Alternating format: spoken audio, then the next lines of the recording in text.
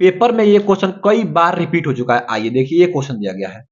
सबसे पहले क्वेश्चन को आराम से पढ़िए, एकदम दिमाग अस्थिर करके, और फिर क्वेश्चन को हम हल करते हैं। बहुत ज्यादा हार्ड कठिन नहीं है, लेकिन ये 6 नंबर वाला क्वेश्चन है, तो थोड़ा सा तो इसमें दिमाग लगाना पड़ेगा। ठीक है, आइए। कह रहा है कि 5 वर्ष बाद जैकब की आयु उसके पुत्र की आयु से 3 गुनी हो जाएगी। 5 वर्ष पूर्व जैकब की आयु उसके पुत्र की आयु की 7 गुनी थी। उनकी वर्तमान आयु क्या है? देखिए, सबसे पहले मैं आप सबको ये बता दूं कि वर्तमान आयु कैसे, किसी भी समीकरण को आपको हल करना है वर्ष वाले में आयु से संबंधित, तो क्या करेंगे यहाँ पे? देखिए, जब हम यहाँ पे अगर किसी में अब आता है, अब से बाद तक, क्या बाद तक, और अब से पूर्व आता है, यानी कि अब से पूर्व आता है, पूर्व।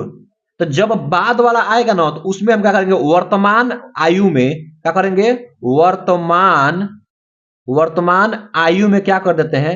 उस जितना भी साल बोलेगा उस साल को क्या करते हैं? यहाँ पे जोड़ देते हैं। जितना बोले 1 साल, 2 साल, 5 साल, 10 साल, तो उसमें जब बाद बोलेगा या पश्चात बोलेगा तो वर्तमान आयु में हम उसको मानते हैं 5 साल बोल दिया, 5 साल बाद यहाँ 5 जोड़ देंगे।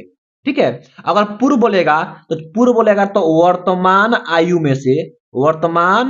आयु में से क्या करेंगे? उसको हम घटा देंगे। मानिए 5 साल बोलता है तो 5 साल क्या करेंगे? घटा देंगे। जैसे समझिए, मान लीजिए आज हमारा उम्र 20 साल है। आज हमारा उम्र 20 साल है, तो आज से 5 साल पहले मेरा उम्र क्या था? तो 20 में से क्या करेंगे? 5 को घटा दें, यानी 15 साल। लेकिन हम यही बोले कि आज हमारा उम्र 20 साल है, तो आज के 5 साल बाद मेरा उम्र क्या होगा? तो 5 साल बाद बोले हैं, तो 20 में क्या होगा? 5 को ऐड कर देंगे, तो कितना हो जाएगा? 25 साल हो जाएगा। ठीक है। तो जब बाद बोलेगा तो जोड़ेंगे, और आपको पहले बोलेगा यानी पूर्व बोलेगा तो उसमें से घटाएंगे। किसमें से? वर्तमान आयु में से। तो आइए सबसे पहले मानेंगे कि माना जैकब की, लिखेंगे यहां पे माना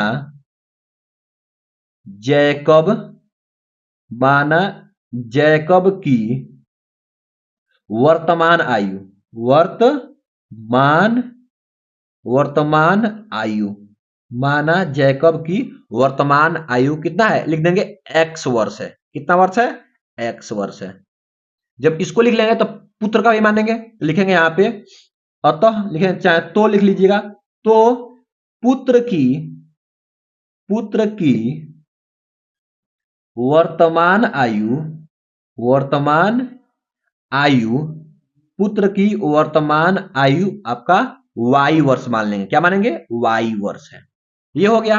अब पढ़िए आगे, कह रहे 5 वर्ष बाद जैकब की आयु। तो 5 वर्ष बाद जैकब की आयु उसके पुत्र की आयु से, तो जब 5 वर्ष बाद इसकी जैकब का भी आयु निकालेंगे और 5 वर्ष बाद पुत्र की भी आयु निकालेंगे। तो लिखेंगे यहां पे, चलिए लिखेंगे कि 5 वर्ष बाद, 5 वर्ष बाद जैकब की आयु, जैकब की आयु, जैकब की आयु। तो 5 वर्ष बाद बोला है। अभी हम बोले कि जब बाद बोलेगा तो वर्तमान आयु में उसको जोड़ देते हैं। तो ये देखिए, जैकब की वर्तमान आयु क्या है? आपका एक्स है, तो एक्स और कितना? 5 वर्ष बाद, तो 5 इसमें ऐड कर देंगे। ये आपका क्या हो जाएगा? इतना वर्ष हो जाएगा 5 वर्ष बाद। ठीक है।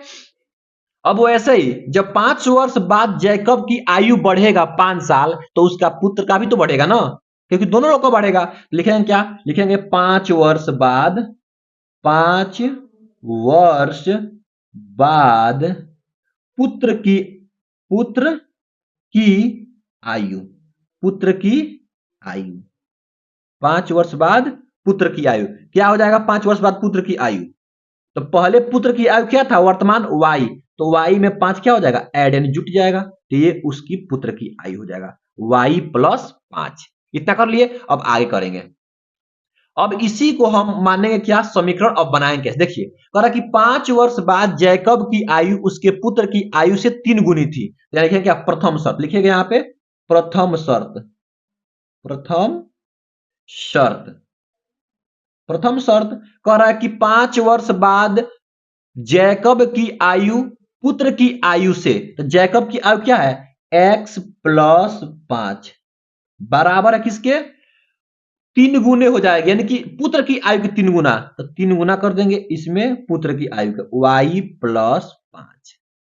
अब इसको हम लोग क्या कर लेंगे, हल कर लेंगे। जब इसको हम हल कर लेंगे तो हमारा समीकरण बन जाएगा। चलिए, x प्लस 5 बराबर 3y अब प्लस 3 पचे हो जाएगा आपका ये 15 हो गया। अब अगर हल कर लेंगे आगे तो x प्लस 5 इसको लेके आएंगे तो माइनस 3y और इसको भी लेके आएंगे तो आपका हो जाएगा माइनस का 15 इक्वल टू आपका हो जाएगा 0। चलिए, x माइनस 3y माइनस 15 में से जाएगा आपका कितना, प्लस का, तो जाएगा माइनस का 10 इक्वल टू 0। अब देखिए x माइनस 3y, थोड़ा सा देख लेते हैं, x minus 3y equal to, ये देखिए इधर माइनस में जाएगा तो उधर प्लस में हो जाएगा इक्वल टू के इधर समीकरण नंबर इसको हम 1 मान लेंगे। ठीक है ना, इसको मान लीजिए। अब देखिए अगला पढ़ेंगे, अब द्वितीय शर्त क्या कह रहा है, देखिए अब यहां से कह रहा है कि 5 वर्ष पूर्व जैकब की आयु उसके पुत्र की आयु की 7 गुनी थी।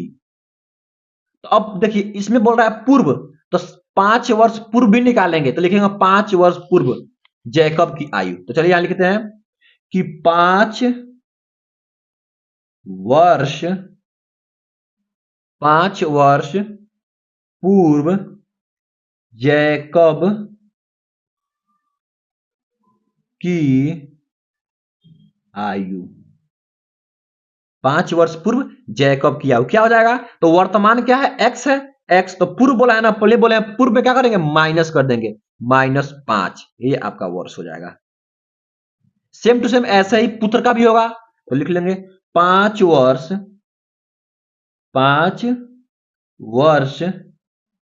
पूर्व पुत्र की आयु, क्या हो जाएगा आपका, तो पुत्र की आयु क्या है, वर्तमान y, उसमें से माइनस कर देंगे 5, तो ये हो जाएगा 5 वर्ष। ठीक है, इस तरीके से कर लेंगे, समझ में आ गया। अब देखिए आगे, अब कह रहा है कि 5 वर्ष पूर्व जैकब की आयु उसके पुत्र की आयु का 7 गुना था। तो जैसे यहाँ पे 3 गुना किए थे वहां पे 7 कर देंगे। तो आइए क्या कर लेंगे, तो लिखेंगे द्वितीय शर्त, लिखेंगे यहाँ पे द्वितीय शर्त। तो द्वितीय शर्त क्या हो जाएगा आपका, x minus 5 equal to 7 y minus 5, क्योंकि कह रहा है कि ये 7 गुना थी तो 7 गुना कर दिया है। तो x माइनस 5 इक्वल टू ये हो जाएगा 7y और 7 पचे हो जाएगा ये 35 इक्वल, अब इसको लेकर आएंगे तो x प्लस है तो माइनस इधर आएगा तो माइनस का 7y और इक्वल टू ये माइनस का 35 इधर रहेगा, ये जाएगा तो प्लस का यहाँ पे 5 हो जाएगा। तो x minus 7y equal to 35, minus 35 में से घटेगा आपका 5 तो माइनस का ये 30, समीकरण नंबर ये 2 हो जाएगा।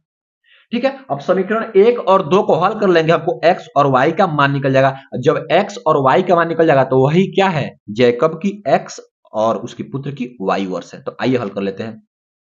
समीकरण 1 को लिख लेंगे यहाँ पे, समीकरण 1 क्या है, x minus 3y equal to 10, समीकरण नंबर 1।